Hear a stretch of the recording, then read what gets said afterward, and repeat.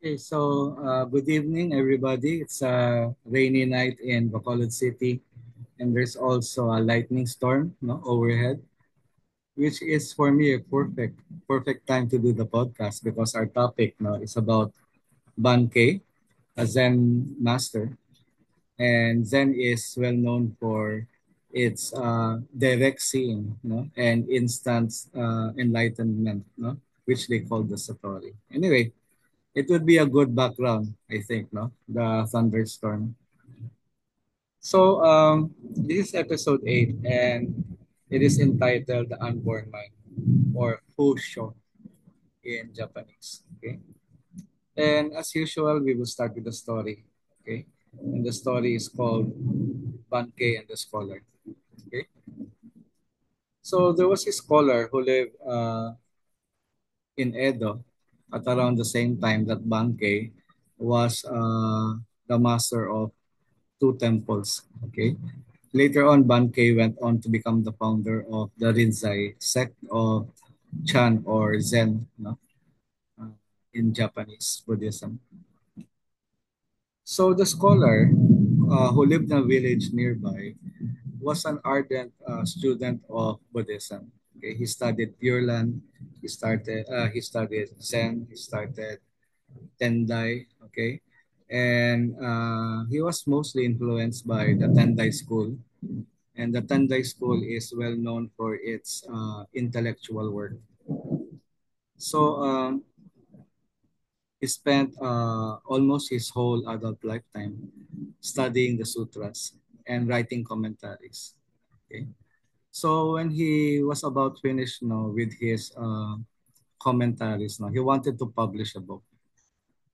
But like any author, like any academic, he had to have some kind of a seal or a certification that what he wrote down was acceptable to the Buddhist masters. So he needed the support and approval of Bankei. And he knew Bankei, okay? And he told Bankei earlier about his writing the commentaries. So that day, when he felt ready to show Bankei the commentaries and hopefully get his approval for publishing the book, he took his notes, wrapped it in oil paper, okay, and placed it inside a backpack. And he went off to the town, to the temple, okay. And the temple was just across the river, separating the temple from the town. And there was this old bridge that he had to use now to get to the other side. So while his mind was lost in thought about his commentaries, no, he slipped and fell from the bridge, no, as he was crossing the river. So he fell and he lost his backpack and he lost his notes. No, the notes were washed away by the current. He tried to swim for it. He wanted to find the notes because that was the important thing that he wanted to do that day to get the approval of Bankei. But he couldn't find it. No, so after a while he gave up. No, wet and defeated, he went to Bankei and said, "Master, I have nothing to offer you. The notes that I have been writing for so many years now was lost in the river when I fell in it." So he was very sad and he wanted some kind of a solace from the master. But the master was just laughing. The master was pleased. So he became confused and said, "Master, why you're laughing?" And then the master said, "Well, you have nothing to offer, and nothing or nothingness is the best thing that you can offer to any Zen master." And so the scholar didn't know what to make of Bankei's comments. So he said, how is this, master? How is nothingness the best thing that I can offer to you? So Bankei asked him a question. Who were you before you started writing these notes? So the scholar couldn't answer. So Bankei asked him, who were you before you crossed the river in order to see me? And so the scholar still didn't get what the master was trying to say. So the master asked the question, Who were you before you were born? And only then did the scholar understand what Bankei was trying to say, that his true self has been there all along. And he didn't even have to do the writing. He didn't have to study to become a good Buddhist because the Buddha mind or the Buddha nature has been there all along. And so he got this sudden enlightenment. And he decided to stay in the temple and became a disciple of Bankei. So that's the story about Bankei and the scholar. So, which brings us to the topic, no? What was Bankei trying to say? Bankei believed, no, that the true self or your deepest, most self, if you can call it a self, no, uh, it's not your ego. It's not the mind, no, which is impermanent, no. But actually, it's something that has been there even before we were born. It is actually embedded in all things that are conscious and even unconscious. And well, I call it the Buddha nature, but Bankei no, called it the unborn mind. So the unborn mind, according to Bankei, is our true self. He later on told the scholar no, that what he lost no, in the river, his notes and all, were the very things that were keeping him from discovering his true self. So, so that is basically the teaching of Bankei. Okay.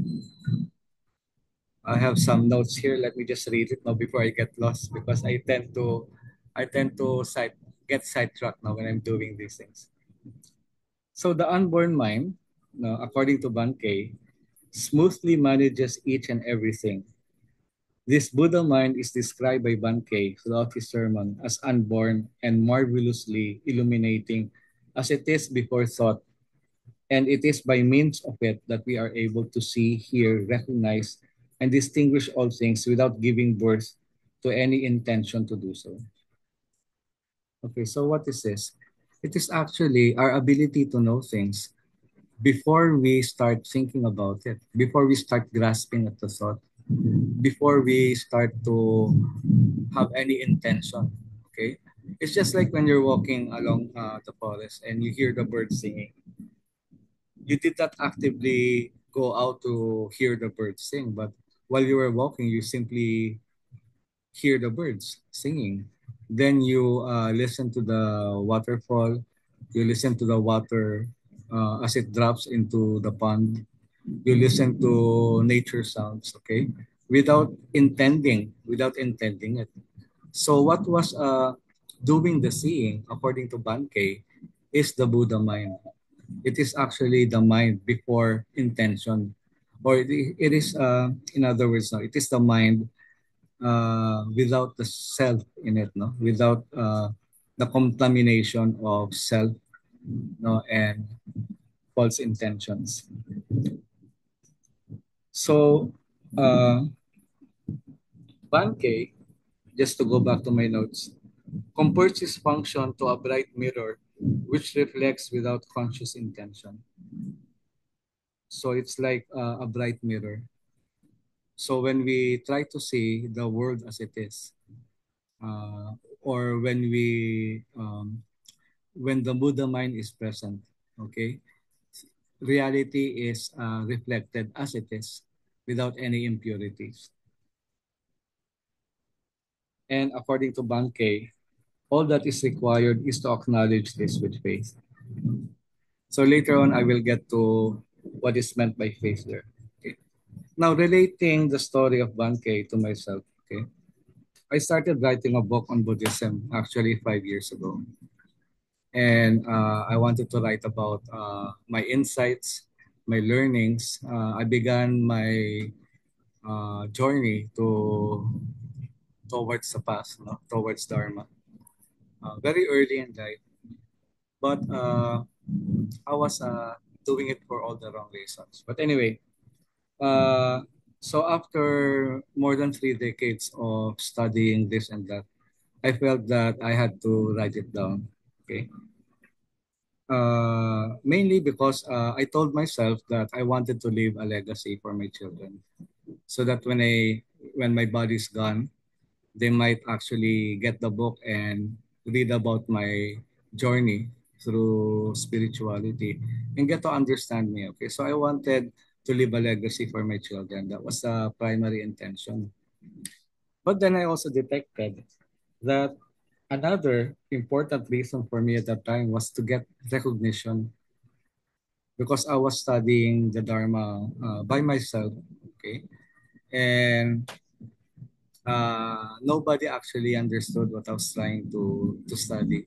Even my closest friends couldn't understand the kind of spirituality that I was trying to practice. So I wanted to have some kind of a recognition. So I was doing it for all the wrong reasons. No, I wasn't doing it because of any awakened state or any realization. So in short, no, I stopped writing because I felt unworthy to write about Buddhism, because I was still too full of self. I was writing for recognition, as I've said. In short, I saw myself as a scholar in the story about Bankei's student in the Lost Note. I also thought that it was useless to write about Dharma and the search for enlightenment, because the unborn mind, our Buddha nature, has been there all along. So even before we have embarked on practicing the Dharma, even before we were born, the Buddha mind has been there all along. Okay. So why write about the search for enlightenment when you don't really have to search? So I thought that I was also misleading people by writing that book, no? And just recently, I had the same feelings about the podcast. So as you can tell, no, it's more than 1 week since I've done the last podcast, because I was sick and I was starting to have the doubts now all over again. I felt that I wasn't doing the podcast for all the right reasons. But what were the right reasons? We'll get to that in a while. Okay. So the Buddha nature has been there all along, and all we really have to do is to uncover it by losing the sense of self. Because when the self is gone, only the Buddha mind remains. Okay. So I said in an earlier podcast, when the self is gone, the bodhisattva appears. So what I realized was that I was actively trying to write about enlightenment, no? But the search for the active search for enlightenment is a trap, okay? Because it is still a form of form and ego. It is a searching for enlightenment with selfish intent is still clinging, and it will result in failure. I know this for a fact because, as I've said, I've been practicing the Dharma for many, many years. Okay. But nothing, but I have nothing to show for it until recently, when I learned about the folly of ego by striving and relying on self power rather than other power. Okay. This I talked about now when I did the episode, It Takes a Buddha to Become a Buddha. Okay. Meaning, we have to rely on our Buddha nature to see things as they really are, without selfish intent and other distortions. And Bankei said we need to have faith, and that is, we need to have the faith that the Buddha's vow uh, will end our suffering. Okay, the Buddha said, "This is my teaching, and if you follow this teaching, if you follow the Four Noble Truths and try to live a moral life, you will find an end to suffering." And so we have to have faith that that will be so. Okay. I also have this faith, no, that Amitabha Buddha, who made a vow to save us from suffering, will actually bring us to the Pure Land. And by that, no, I mean an enlightened state of mind. Okay. Uh, After we die, no, and that is not because of anything that I have, any power that I have. Okay, I don't have the power to become a Buddha because of the blind passions, no, that we have. So it's only by the grace of a Buddha that I can actually realize my Buddha nature. Okay. So writing about enlightenment was actually misleading people. It's going down the wrong path. You don't actually seek enlightenment because the moment you do so, you will fall into a trap, the trap of ego. You'll be asking, am I enlightened already? Am I enlightened already? Oh, look how enlightened I am. I'm doing so much better than, let's say, last year. No, I can meditate longer. I am more mindful. I must becoming spiritually advanced. So it's all an ego trip. That was my realization. And the moment I realized that that was still form, still kind of clinging to a self, did I start to understand Buddhism more clearly. And that is why the podcast is entitled Crystal Clear because I'm beginning to have a clearer view of what the Dharma is all about. It's not perfect, but I'm getting there by His grace. Okay. So there is no self, no one to feel worthy or unworthy in the first place.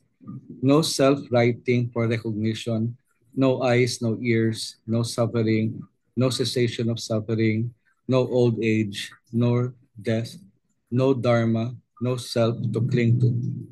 Okay. So I meditated or I reflected on my predicament. Okay.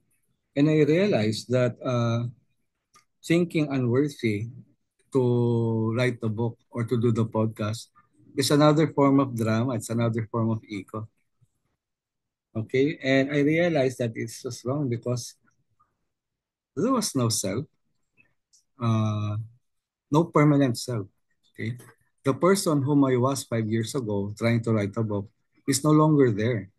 And I'm completely different right now. As I will be tomorrow when I wake up, I will be another person altogether. Okay. Because there's no permanent self.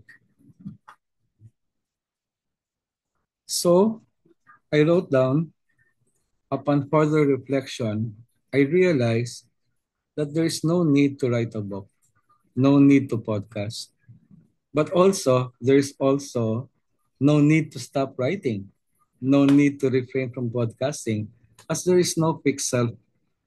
No? Who is podcasting? Who is writing when there is no permanent motivation and no singular ego? This podcasting and book writing is simply the culmination of various causes and conditions. They're neither right nor wrong, but rather a practical approach for the time being. Okay? So by writing the book, no, for purely selfish reason is wrong. But for stopping to write the book is also acknowledging that I am the form, I am the self. No? That there is a self out there that is doing things for all the wrong reasons.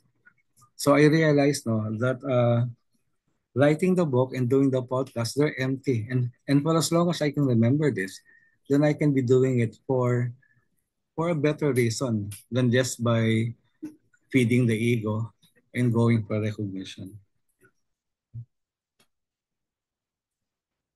Okay. So to continue, beneath our thoughts and feelings is the unborn mind that is as vast as it is still. Free of intention, attachment, and aversion, the unborn mind is freedom from self and has been there all along.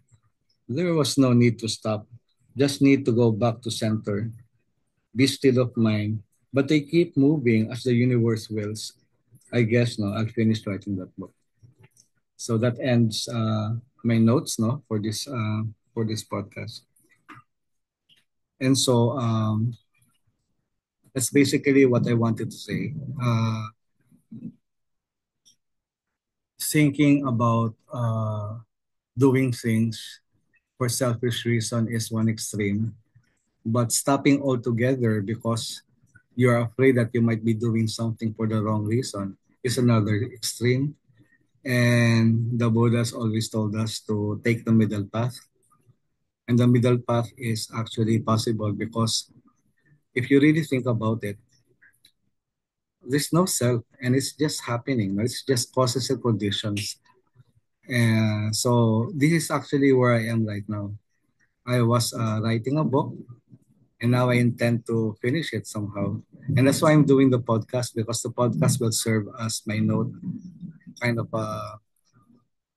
a outline, okay, so that I can actually translate this series of podcasts into something readable, sometime in the future. And not because I want recognition, well, maybe a little, okay, but basically it's because this is where I'm at right now. The causes and conditions have led me to this path. So I might as well see it through. Okay. So that ends my podcast. That's episode 8.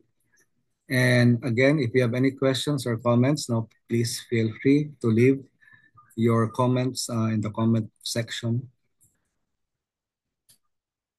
Okay. So goodbye for now. Gasho, omitopo.